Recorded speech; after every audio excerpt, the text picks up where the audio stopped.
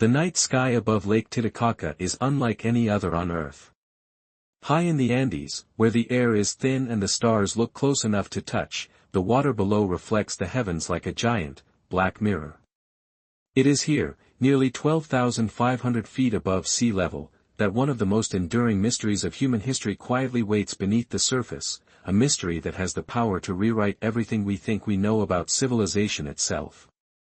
For centuries, Lake Titicaca has been revered as a sacred place, the birthplace of gods, the cradle of the Inca, and the setting for countless myths passed down through generations. But in recent decades, what was once just legend has taken a startling turn. Beneath these frigid waters, explorers have uncovered stone structures, terraces, and artifacts that suggest an ancient, forgotten civilization thrived here long before the Inca ever existed. Massive walls lie submerged in silence, as if guarding secrets meant to stay hidden. And here's where the story gets even stranger: these ruins shouldn't exist, at least, not according to mainstream history. They predate the rise of known civilizations in the region, hinting at a culture so old, so sophisticated, that it challenges the very timeline of human development. Who were these people? How did they build such monumental structures at such altitude, and why did they disappear? Tonight, we are diving deep into this mystery, separating fact from legend, and science from speculation. We'll explore the myths that call Lake Titicaca the womb of the gods, the expeditions that map the ruins, and the theories that range from plausible to downright forbidden. Along the way, we'll confront the uncomfortable possibility that our history books might be missing an entire chapter of human civilization. So settle in, because this is not just a story about an ancient lake, this is a story about how far we are willing to go to uncover the truth. Are these ruins the remains of a lost culture erased by time, or evidence of something much more extraordinary? By the time we're done, you may never look at history, or the night sky above Lake Titicaca, the same way again. Long before Spanish chroniclers ever set foot in the Andes, Lake Titicaca was considered a holy place, a threshold between worlds. To the Inca, this was not just a lake, it was the womb of creation. They believed that here, at the island of the sun, the god Viracocha rose from the waters after a great flood and created the first man and woman, who would go on to populate the world. This was not a casual belief. Pilgrimages were made to the lake from across the empire, with nobles offering gold, silver, and even human sacrifices to honor the god said to dwell in its depths. But the Inca were not the first to revere Lake Titicaca. The Tiwanaku civilization, which thrived centuries earlier, left behind temples and monuments near the lake's southern shores.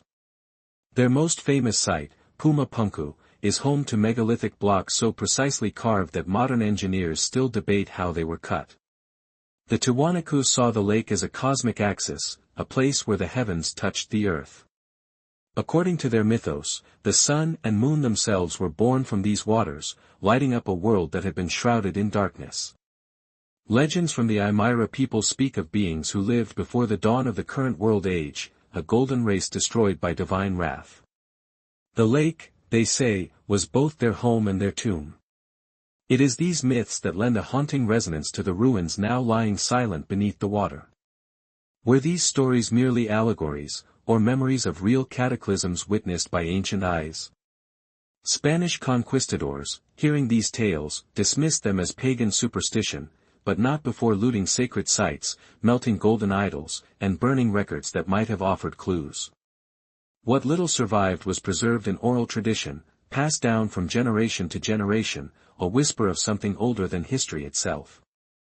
This sacred reputation is not just mythic poetry, it had real power. The lake became a site of political legitimacy for the Inca. Any ruler who wanted to be seen as divinely sanctioned made offerings here, connecting themselves to Viracocha's divine act of creation. To control the lake was to control the spiritual heart of the Andes. And this is what makes the discoveries beneath its surface so compelling.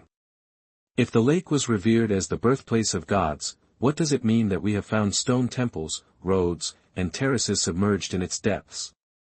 Are we looking at the very structures where these creation myths were first conceived, or something even more enigmatic, something the myths only faintly remember?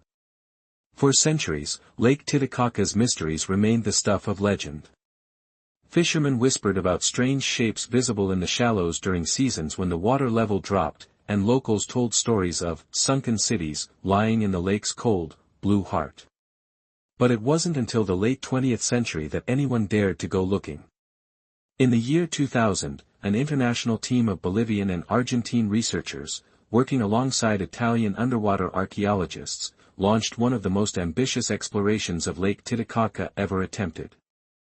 Using sonar mapping technology and specially trained divers, they began systematically scanning the lakebed near the legendary island of the Sun.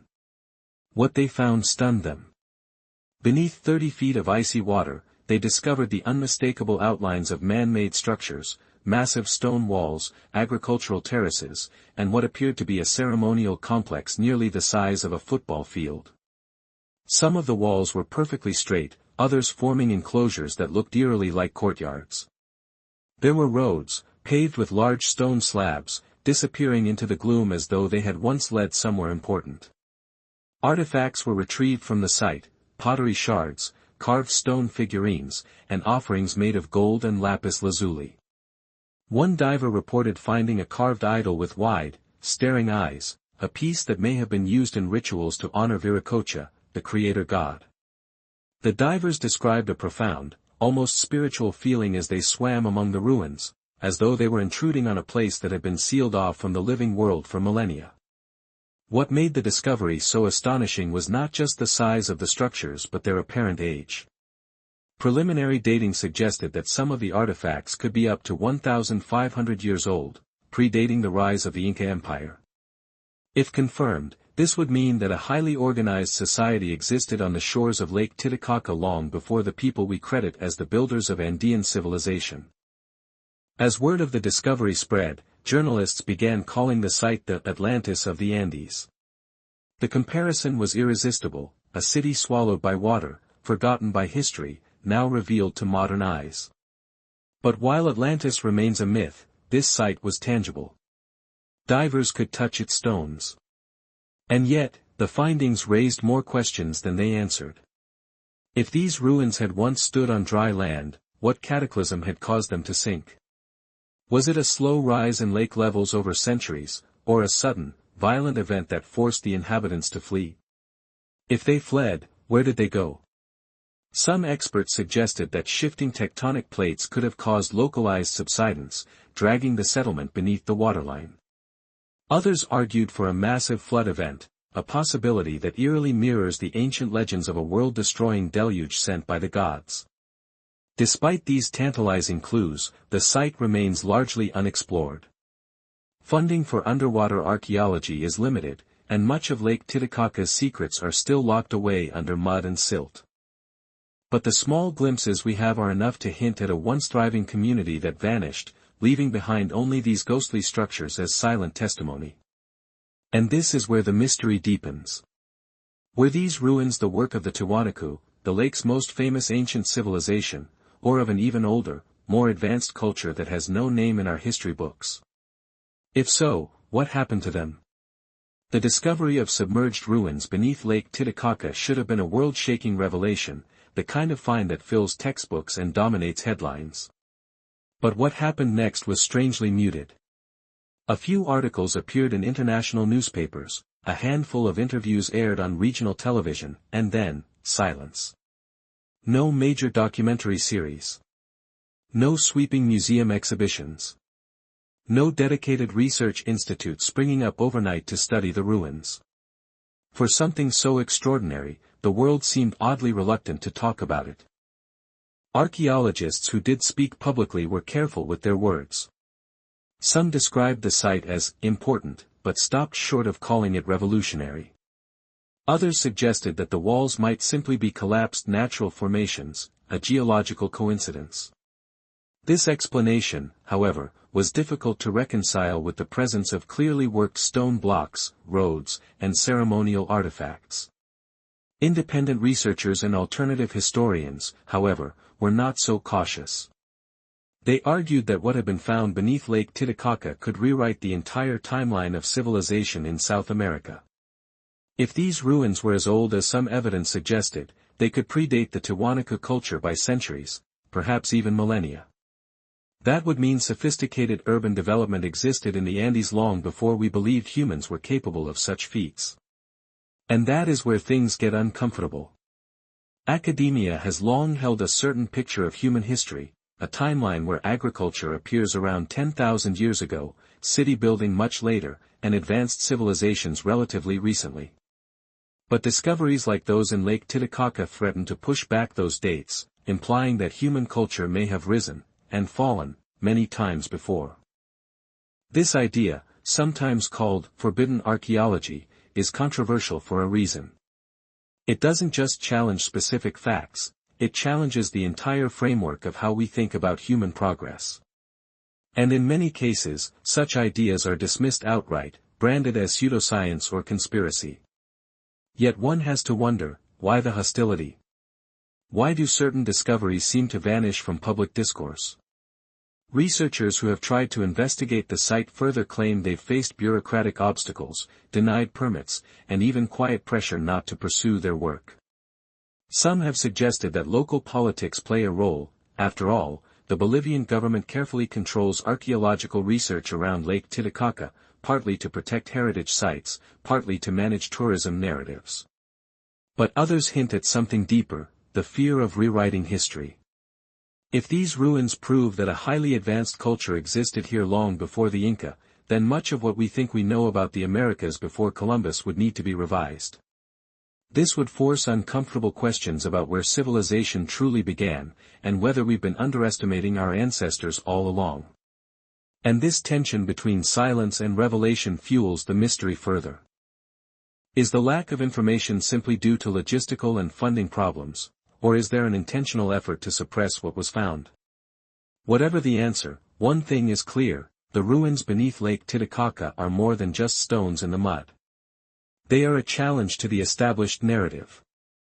When the divers first revealed their findings beneath Lake Titicaca, the next question was inevitable: who built this? The ruins are too organized, too symmetrical, to be the work of chance. Yet their age and location complicate the picture. Over the years, researchers have put forward a variety of theories, some grounded in archaeology, others bordering on the mythical, all attempting to explain the presence of a sunken city at the roof of the world. The most conventional explanation is that the site belonged to the Tiwanaku civilization, which flourished near Lake Titicaca between 500 and 1000 CE. Tiwanaku is known for its advanced stonework, agricultural terraces, and monumental architecture, including the mysterious Gate of the Sun. According to this theory, the structures now underwater were once part of an extended Tiwanaku settlement that was slowly submerged as the lake's water level rose over centuries. But there's a problem: some of the artifacts recovered from the lake appear to be older than the earliest known Tiwanaku constructions. If true, this suggests the builders were part of a pre-Tiwanaku culture, a society that might have laid the very foundations for the civilizations that came later. This has led to speculation that Lake Titicaca could have been the cradle of a mother culture for the Andes, much as Mesopotamia or the Nile Valley were for the Old World. Then there are the more radical theories. Some researchers suggest the ruins may be evidence of a civilization that existed more than 10,000 years ago, a time when mainstream history says humans were still hunter-gatherers in most parts of the world. Could it be that an advanced society once thrived here, only to be wiped out by a global cataclysm, leaving behind little more than legends of a great flood? This idea dovetails eerily with flood myths found across the world, from Mesopotamia's Epic of Gilgamesh to the biblical story of Noah, to the Andean myth of Viracocha's deluge. Are these simply coincidental stories, or fragmented memories of a real event that nearly erased humanity? And of course, no great archaeological mystery would be complete without its share of truly fringe ideas. Some have speculated that the builders may have had contact with travelers from across the ocean, perhaps Phoenicians or Egyptians who reached South America long before Columbus. Others propose that Lake Titicaca's altitude and alignment with certain constellations suggest it was chosen for cosmic reasons, possibly even by beings who were not of this earth. These theories may sound wild, but they captivate the imagination precisely because they hint at a version of history that is stranger, and perhaps grander, than the one we've been taught. Whether we're looking at an early Andean city, a prehistoric civilization lost to a cataclysm, or something even more mysterious, one fact remains: the ruins beneath Lake Titicaca refuse to fit neatly into our timeline. And that tension, between what we know and what we suspect, is exactly what makes this mystery so compelling. Science has always tried to bring order to the past, to date, measure, and classify the fragments of history left behind. But when it comes to Lake Titicaca, the line between scientific explanation and ancient mythology grows unusually thin. Geologists studying the region have long known that Lake Titicaca's water levels have fluctuated dramatically over time. Sediment analysis shows that thousands of years ago, the lake was both much lower and much higher than it is today. During certain periods, large areas of what is now lakebed would have been fertile farmland, dotted with settlements. Later, climatic shifts may have caused massive flooding, swallowing entire villages. This seems to offer a rational explanation for the sunken ruins, but the exact timing is controversial. Some studies suggest the lake rose significantly around 1,000 years ago, which would fit with the idea that a late Tiwanaku settlement was drowned. Others, however, point to much older lake-level changes, hinting that whatever lies beneath may date back far earlier than orthodox archaeology allows. This is where science begins to collide with myth. The Aymara and Quechua people tell stories of a great flood sent by Viracocha, the creator god, to destroy a wicked race of giants who once ruled the earth. According to the legend, only a chosen few survived, hidden in caves and mountain refuges until the waters receded. These survivors then repopulate the world and rebuilt civilization. To dismiss these tales as pure fantasy is tempting, yet flood myths appear in nearly every culture on Earth, from Mesopotamia to Polynesia.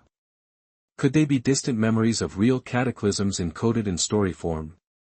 Modern researchers like Graham Hancock have argued that myths may preserve accurate historical information, passed down orally for millennia, long after the written record was lost. Still, mainstream scholars urge caution. Oral traditions can shift over time, mixing metaphor with memory. But even they admit that sometimes myths point to real events. For instance, geological evidence of ancient megafloods has been discovered in places once thought to have been immune to such disasters, proving that myth can sometimes be history's first draft. And so Lake Titicaca stands at this strange crossroads. Its myths speak of divine floods and rebirth, its sediments whisper of dramatic water level changes. Perhaps both are true. Perhaps the science is only now catching up to what the ancients already knew, that the world has been washed clean before, and could be again.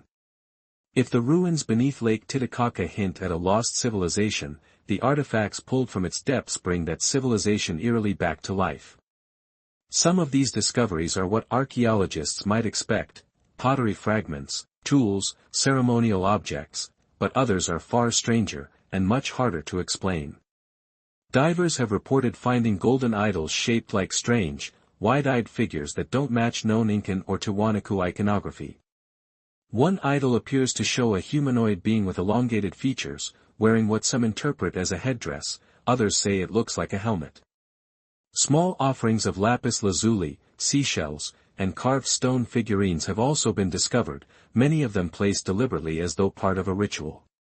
These finds suggest that the lake was not just a settlement site, but a sacred ceremonial center where rituals may have been performed to honor the gods. Then there are the so-called oopiarts, out-of-place artifacts. These are objects that seem too advanced or too unusual for the culture or time period they're attributed to.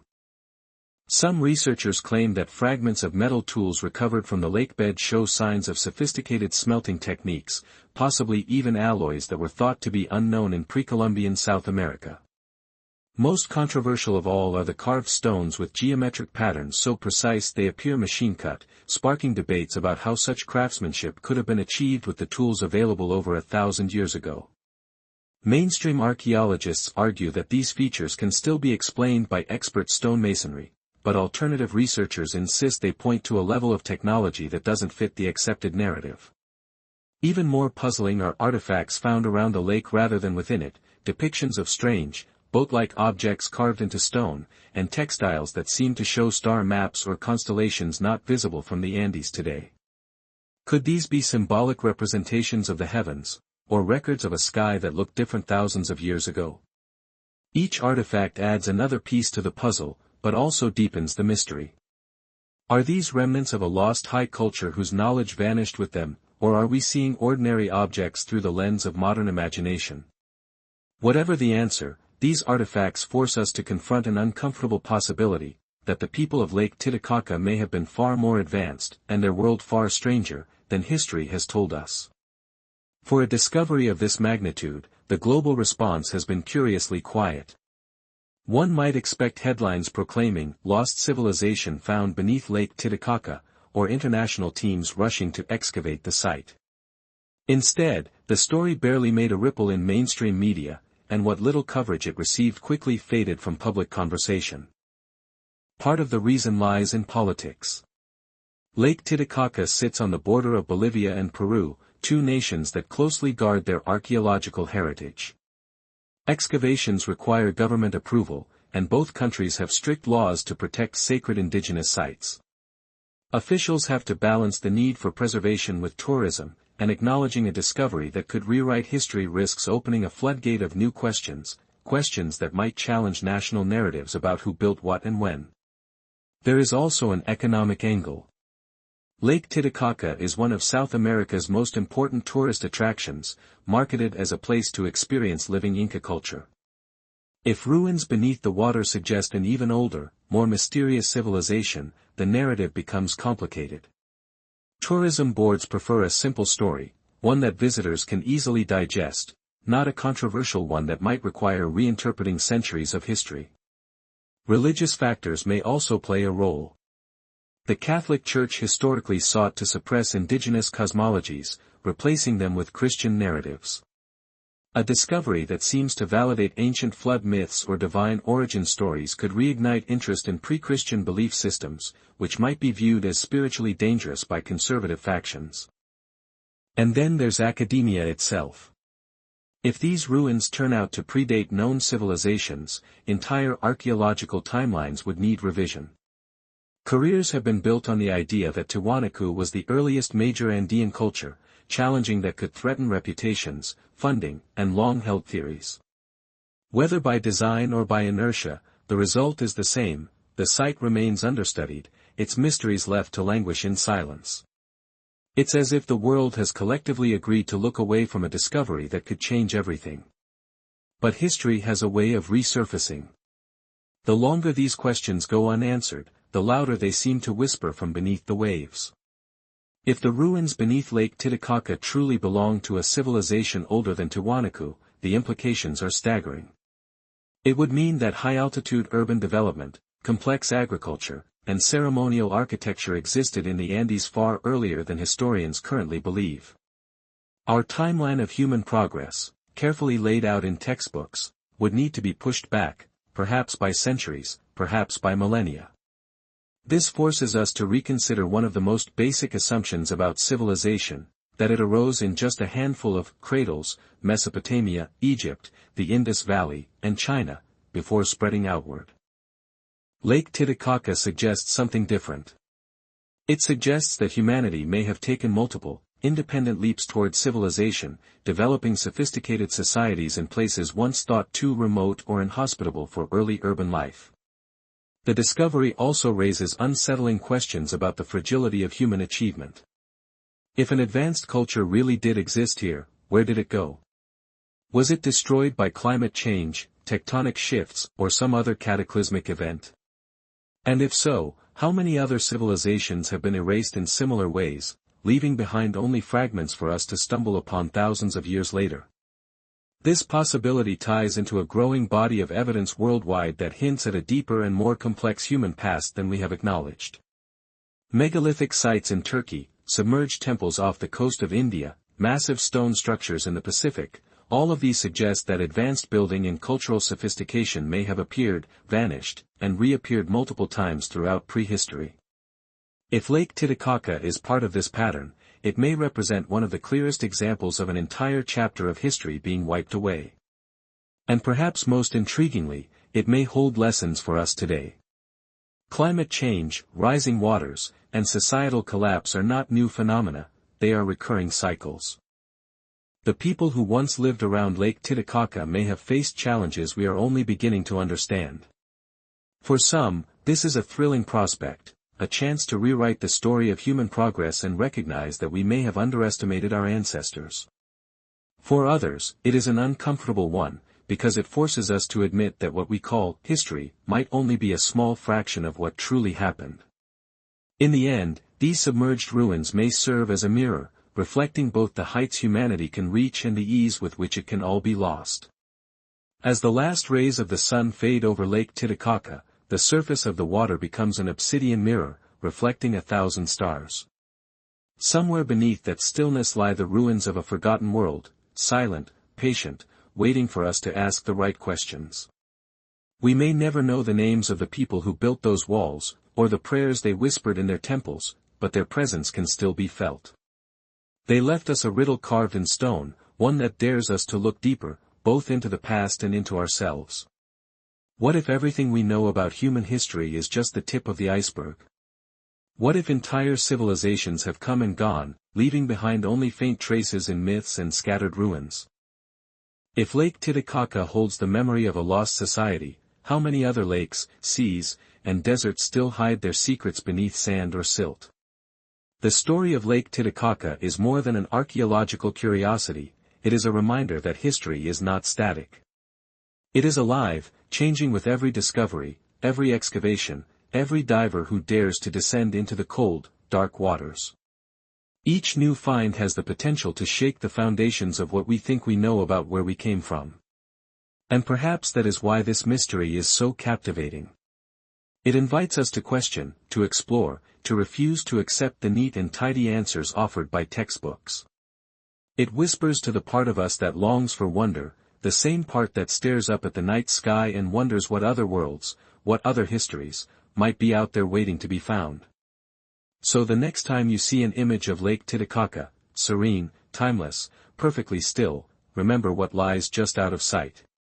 Remember that beneath those waters, a hidden chapter of humanity sleeps, its story unfinished, its lessons yet to be learned. And perhaps one day, when we are ready to face what it has to tell us, we will uncover the truth of the civilization that was never supposed to exist.